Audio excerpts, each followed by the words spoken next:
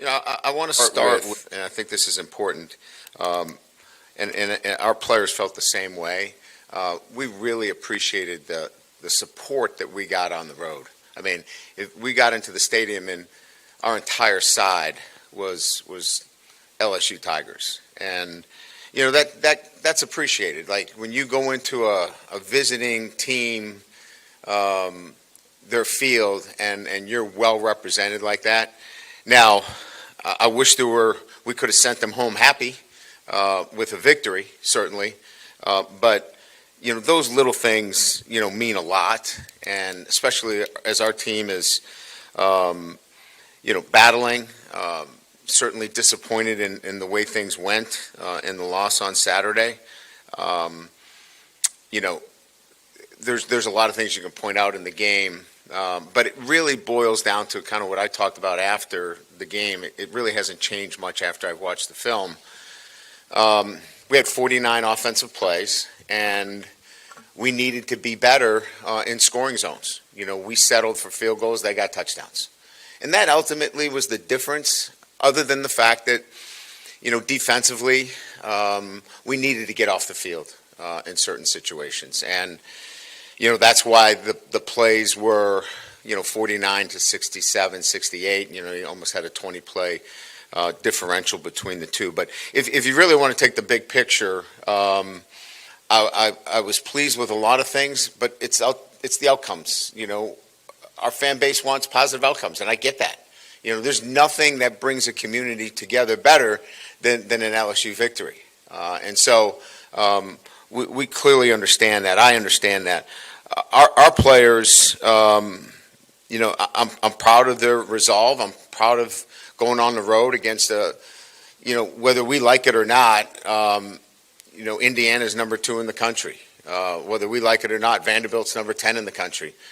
These are teams that have earned their rankings, and they're good football teams. They played exceedingly well. I give credit to Vanderbilt. They took care of the football. They have an outstanding quarterback who, on 3 occasions where we hit the call right on some nakeds, he made things happen. And so you got to give credit where credit's due in this situation as well. We're disappointed with the loss. Don't get me wrong, and we want to do better for our fan base. We get that. But having said that, there were a lot of things that we can take away from the game that we need to build on, and that's where we are right now. Is that we have a great opportunity this weekend in Tiger Stadium, to play the number 3 team in the country. That's exciting, and we believe. The way we're moving, if we continue to get better on both sides of the ball, we're prepared to win the game. We believe we can win the game. So, I hope our fan base understands that we're disappointed. We are committed to working to getting better every single day, and we're excited about a great matchup this weekend in Tiger Stadium. Certainly, A&M. Outstanding football team. When you look at them, they're defensively, they've got some outstanding players. The linebacker York is outstanding. I loved him last year, 21. He's all over the field, instinctive.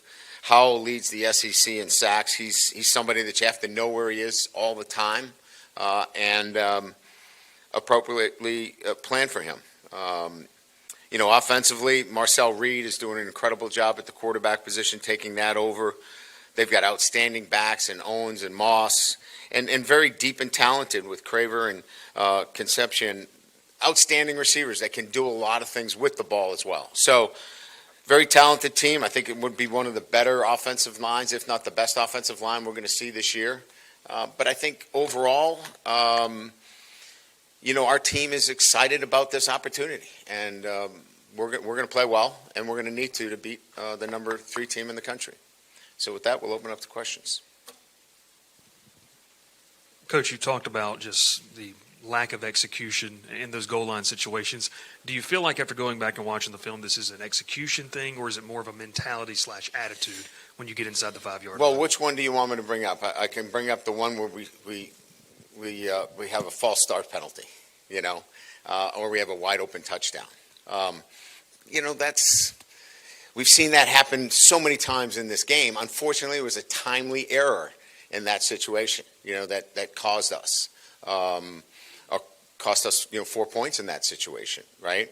I think in each one of them was a little bit different. I think if we had to impact, another third down situation where it was all out blitz, that, we could have certainly tapped down the routes and gotten the ball out a little bit quicker. But there's no major issues as much as at that time, at that crucial time with 49 plays, they're magnified if there's any errors at all. And that's what this game came down to. And I mentioned it many times. It's like playing a triple option team. You don't get many possessions. We had 5 possessions going into the fourth quarter. And so when you have limited possessions, those errors are magnified by 10. Coach, I've heard some former players and others say there's a lack of physicality on this football team, in particular on the offensive side of the ball. Are you seeing that? Well, I think we need to be more physical. I think there's always the need for physicality, right? How you play this game really is about who you are.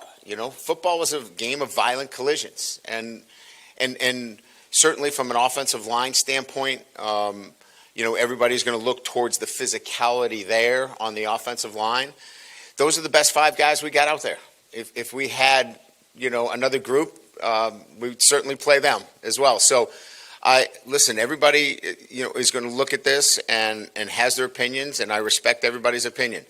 But there's no doubt that anytime you evaluate your football team, the first thing you're going to look for is physicality. Coach, you mentioned Indiana being number 2, Vanderbilt being number 10. Does that really go to show how much NIL in the portal really opens up opportunities for schools that usually aren't in those positions to get into those positions? Well, Texas Tech, right? I mean, they had a tough loss, but they were a top 10 team as well. Look, I don't think that I'm saying anything that's different than what's being talked about throughout the country. Look, it's a competitive scenario each and every week. Look at the SEC last week. Were there any blowouts? I mean, I don't know that there were. I mean, Texas and Kentucky went to overtime. Arkansas put up over 40 points. Georgia, Ole Miss was a track meet. Auburn, I think, goes to overtime as well. I mean, it's a tough league. It's competitive each and every week. There's no layups. And so why is that? Well, there's an investment, and that investment piece is revenue sharing. And so you can build your roster through that. It's not just about, I want to go where the team always wins, or that's got a great tradition.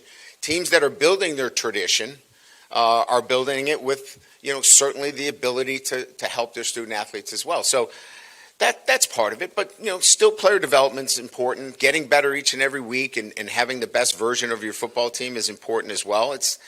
I wouldn't stand up here and say, hey, all these teams are good because they got money. That's disingenuous, right? But it does play into it. There's no doubt about it. And I think we see that within the SEC. Coach, from a self-evaluation standpoint, what do you think the one thing or the first thing is that needs to be addressed or fixed to kind of get this thing turned around and win on Saturday and also moving forward?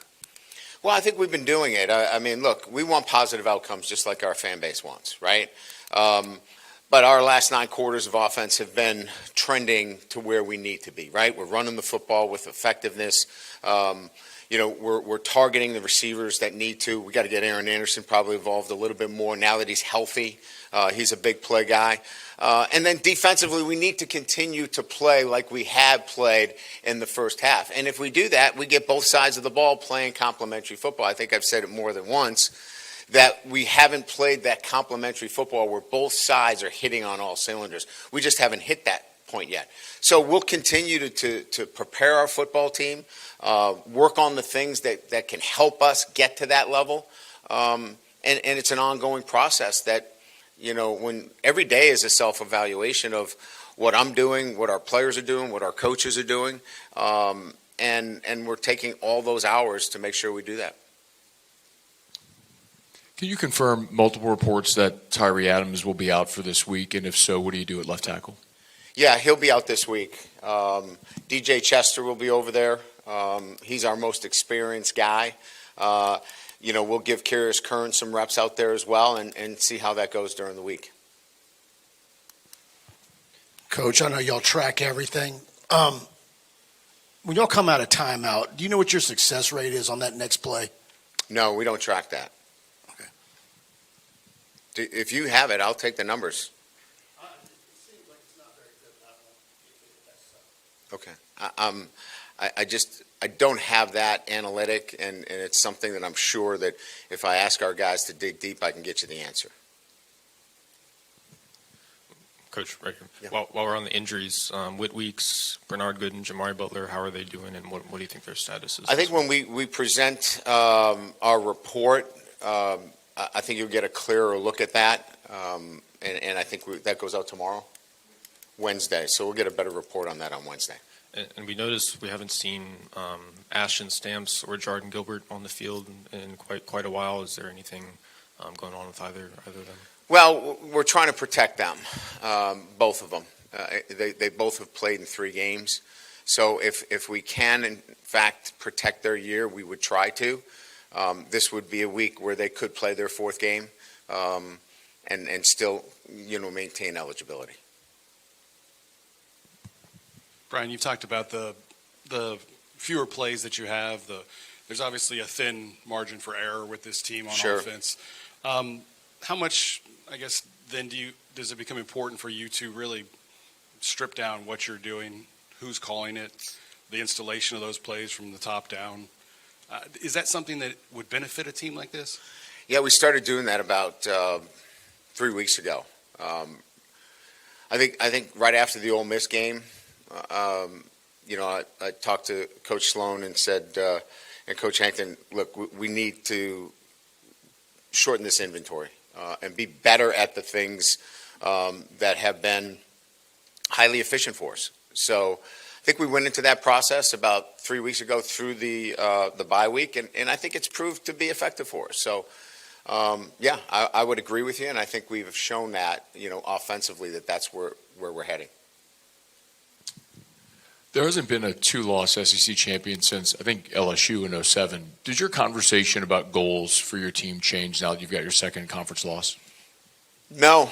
What we've talked about is the excitement of this opportunity that we have this week to go 1-0, and that 1-0 is against the number 3 ranked team in the country. So, look, this is about the history and tradition of LSU football. You get these matchups at home; they're exciting, and we're looking forward to just the focus on playing our best when our best is needed against a great opponent in A&M in Tiger Stadium.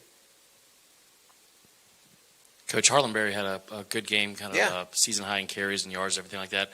What have you seen from him from a development standpoint throughout his freshman year? Yeah, I think he's coming along the way we'd expect a true freshman to come along. I think he's earned more and more trust as the season has gone on. He's had more carries, has been involved in pass situations, pass protections, done a nice job there. So I think he's right on track in terms of where he's going and influencing, the football game as he did this past Saturday.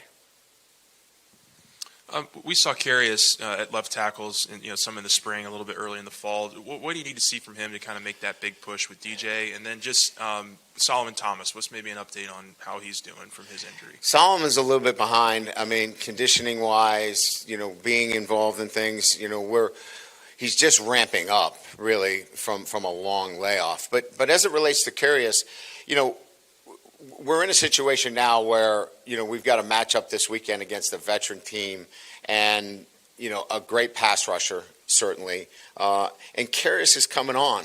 But to throw a true freshman in there, I don't want to put him in that situation. I could see him playing, but I prefer to play a guy that's had a lot of experience at that position. And knowing that whoever's at that position with number 9, you've got to help. You got to get somebody that chips. You got to put a tight end over there, elongate the pocket. You've got to do a lot of things in the pass game to help whoever's playing over there. Coach, Garrett Nussmeier obviously loves LSU. He wants to do well. Seemed like he was very Everybody Yeah. that's here wants to do well and loves LSU. He seemed like he was very upset at the end of the game in the post-game interviews and so forth. What can you do as a head coach talking to him to kind of, obviously winning and throwing touchdowns, but get some of his joy back and playing the game? Well, look, they put so much time and effort, and look, I recognize everybody's angst. I mean, my meal doesn't taste good. I'm not in a great mood. I mean, I'm not happy. I think he's part of the entire group, Jacques, that nobody's happy with the prep. We've put so much preparation time and to not to come through in those situations. The guys are angry and they're frustrated. And so we've got to be able to turn that into allowing them to go and play this game fast and free and physical, and do that when it matters most. And I think we've already kind of touched upon a number of different times. Where the first question was, red zone efficiency, if we're a little bit better there. We had 3 situations where we were blitzing into a naked boot and we didn't come up with the sack. I mean, we got to be better there. So it's these little things that we've got to be better at so everybody feels a little bit better at the end of the day. Billy Napier was fired on Sunday. I think it's 11 coaches now. Maybe do you have a thought on Billy being fired and what seems to be a growing trend in college football of letting coaches go earlier? I've been 35 years in this business, 35. And, it's ever changing. The stakes are high. The passion is great.